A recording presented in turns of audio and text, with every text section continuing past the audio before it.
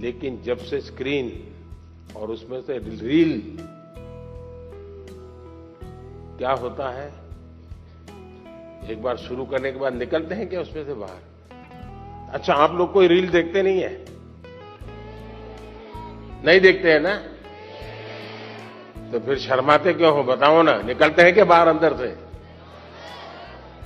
भाई इस कोने में आना है, चलो जाओ, मोबाइल बाहर रख के आओ, यहां ऐसे बैठो। आप स्मार्ट हैं, गैजेट आपसे स्मार्ट नहीं हो सकता है। आपकी जितनी स्मार्टनेस ज्यादा होगी, उतना गैजेट का सही उपयोग आप कर पाएंगे। वो एक इंस्ट्रूमेंट है जो आपकी गति में नई तेजी लाता है। ये अगर हमारी सोच बनी रही तो मैं समझता हूं कि शायद आप उससे छुटकारा पाएंगे। दूसरा, देश के लिए बहुत बड़ी चिंता का विषय है जी। मुझे कोई बता रहा था कि भारत में एवरेज 6 घंटे लोग स्क्रीन पे लगाते हैं। 6 घंटे। अब जो इसका बिजनेस करते हैं उनके लिए तो खुशी की बात है। जब मोबाइल फोन पर टॉक टाइम होता था तो टॉक टाइम में कहते हैं कि उस समय एवरेज 20 मिनट जाती थी, लेकिन जब से स्क्रीन और उसमें से रील, क्या होता है, एक बार शुरू करने के बाद निकलते हैं क्या उसमें से बाहर? क्या होता है? नहीं बोलेंगे। अच्छा, आप लोग कोई रील देखते नहीं है? नहीं देखते हैं ना?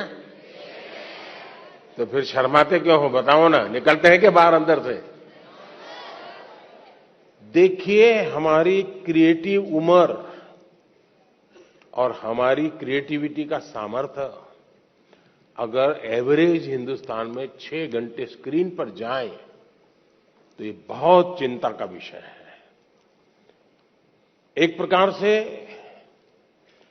गैजेट हमें गुलाम बना देता है। हम उसके गुलाम बनकर के जी नहीं सकते हैं। परमात्मा ने हमें एक स्वतंत्र अस्तित्व दिया है, स्वतंत्र व्यक्तित्व दिया है, और इसलिए हमें सचेत रहना चाहिए कि कहीं मैं इसका गुलाम तो नहीं हूं। आपने देखा होगा, आप कभी भी देखे होंगे, मेरे हाथ में कभी कोई मोबाइल फोन शायद आप रेयरली कभी देखा होगा, रेयरली। मैंने क्यों अपने आप को संभाल के रखा हुआ है, जबकि मैं एक्टिव बहुत हूं, लेकिन उसके लिए समय मैंने तय किया हुआ है।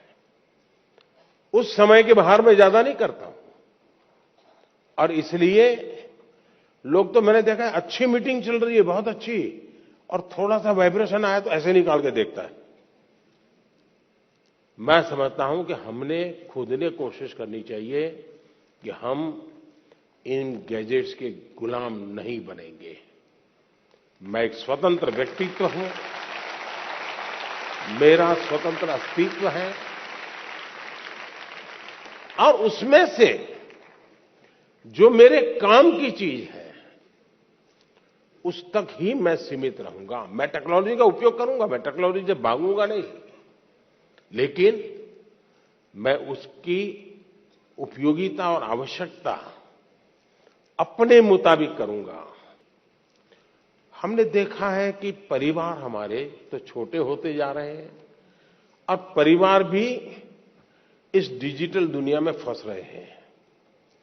एक ही घर में मां, बेटा, बहन, भाई, पापा सब रह रहे हैं, और एक ही कमरे में वो उसको व्हाट्सएप कर रहा है। मैं आपकी एक बात बता रहा हूं ना, मां भी पापा को व्हाट्सएप करेगी। देखा होगा आपने, घर में सब बैठे हैं साथ में, लेकिन हर अपने मोबाइल में खोया हुआ है। वो उधर देख रहा है, ये इधर देख रहा है। यही हो गया है ना। मुझे बताइए, परिवार कैसे चलेगा जी? पहले तो बस में ट्रेन में जाते थे तो लोग गप्पे मारते थे, अब अगर कनेक्टिविटी मिल गई तो पहला काम यही, जैसे दुनिया भर का काम उन्हीं के पास है, उनके बिना दुनिया रुक जाने वाली है। ये जो बीमारियां हैं, इस बीमारियों को हमें पहचानना होगा। हम अगर इन बीमारियों को पहचानेंगे तो हम बीमारियों से मुक्त हो सकते हैं। और इसलिए मेरा आग्रह है, घर में भी क्या आप एक एरिया तय कर सकते हैं क्या? परिवार में जाके आज ही तय कीजिए, एक एरिया तय करिए। ये एरिया जो है नो टेक्नोलॉजी जोन, मतलब वहां टेक्नोलॉजी को एंट्री नहीं मिलेगी। वहां आना है घर के उस कोने में तो मोबाइल वहां रखते आओ और वहां आराम से बैठेंगे, बातें करेंगे। No technology zone. घर के अंदर भी एक कोना बना दीजिए, जैसे देवघर होता है ना, भगवान का मंदिर एक अलग होता है कोने में, वैसा ही बना दीजिए। भाई इस कोने में आना है, चलो जाओ मोबाइल बाहर रख के आओ, यहां ऐसे बैठो। अब देखिए धीरे धीरे आपको जीवन जीने का आनंद शुरू होगा।